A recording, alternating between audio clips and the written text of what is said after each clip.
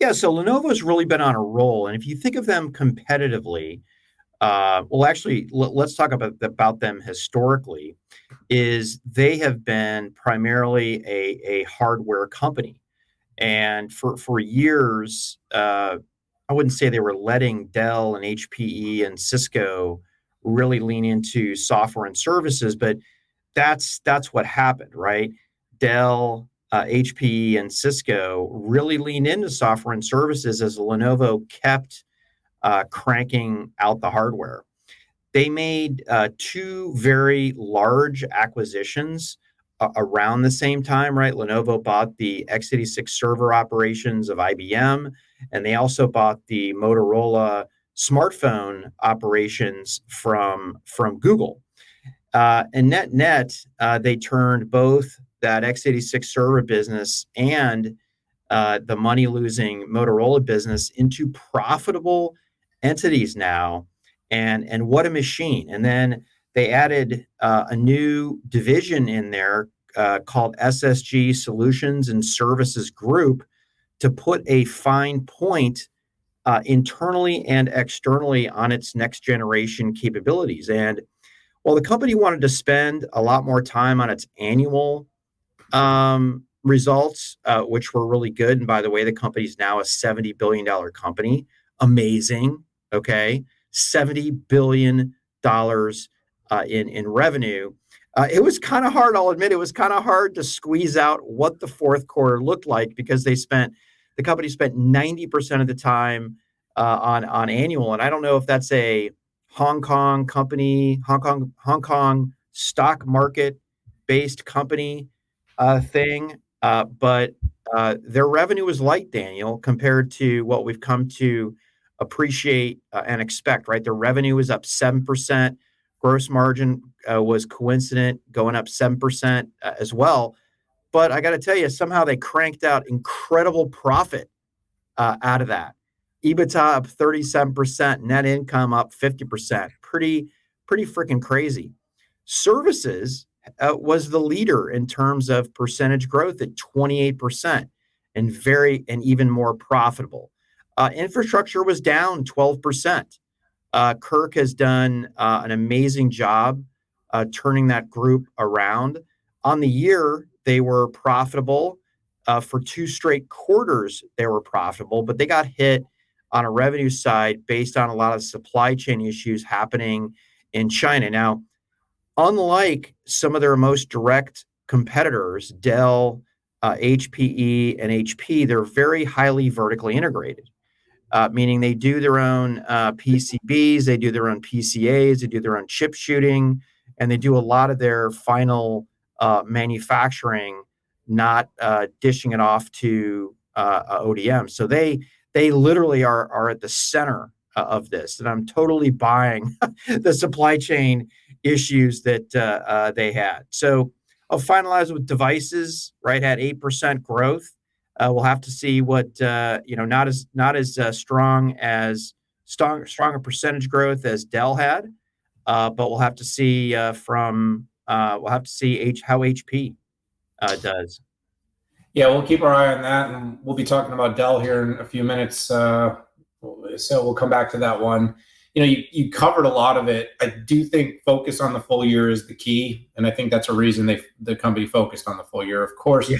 you never want to I see. mean, the growth was amazing on the year.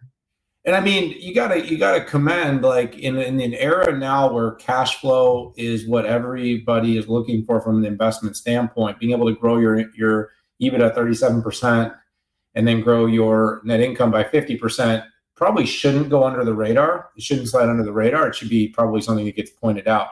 That infrastructure number, like I said, 12% down on the quarter, but I believe they did grow that business double digits, about 13% year over year. Yeah. And so when we do come back and talk about, like, Dell, for instance, you'll see that Dell had a great quarter this quarter, but that's, they're right in line on that full year basis.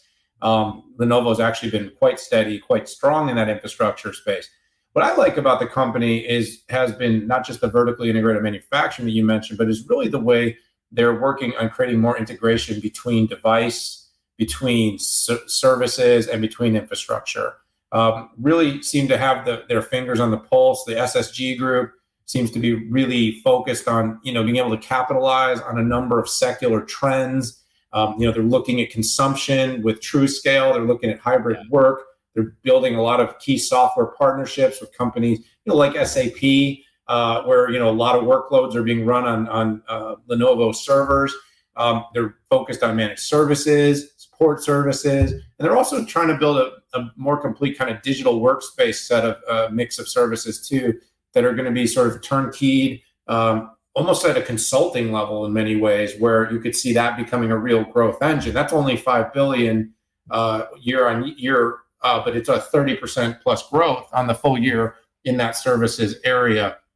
I don't know about you, Pat, but I think we would agree. I like high margins. I like growth in services. I like that they're attaching to consumption. It feels like it's the right place to be, because in many ways, some of this stuff gets very commoditized. And so what I feel like the story is becoming with Lenovo is we're going to try to develop solutions, integrations that make us less commoditized, whether it's, to your point, the integration on manufacturing that takes out some of the supply chain risks, or it's the integration of hardware and software that adds value to their customers, so they're not just selling, x86 server boxes all day long, because we know where that's heading. So long and short, pretty good quarter. Congratulations to the team. It's another great result. So yeah, Daniel, what I just, to put another fine point on SSG, imagine if you're a company. What do you do if you're a company and you're not known for something? What you do is you bury it until it becomes big enough to be important to you.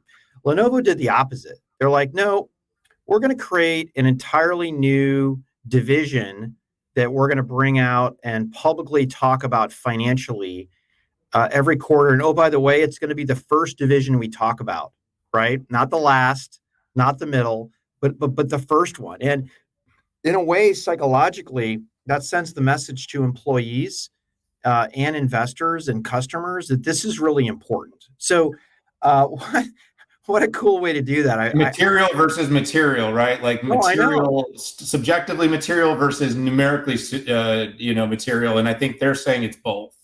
Yeah, exactly. I mean, you look at that $62 billion IDG business and compare it to, what is it, a $5 billion business at the same level, right?